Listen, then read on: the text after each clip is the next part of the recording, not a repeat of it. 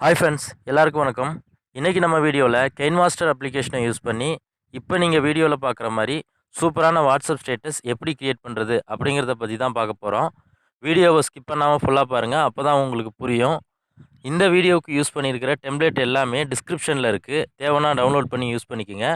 வீடியோக்குள்ளே போகிறதுக்கு முன்னாடி நம்ம சேனலை இன்னும் சப்ஸ்கிரைப் பண்ணலன்னா சப்ஸ்கிரைப் பண்ணிக்கோங்க. கூடவே பக்கத்தில் ஒரு பெல் பட்டன் இருக்கும், அந்த பெல் பட்டனையும் கிளிக் பண்ணிட்டீங்கன்னா நாம் போடுற எல்லா வீடியோஸ்க்கும் உங்களுக்கு ஒரு நோட்டிஃபிகேஷன் வந்துடும். ஓகே ஃப்ரெண்ட்ஸ், வாங்க வீடியோக்குள்ளே போகலாம்.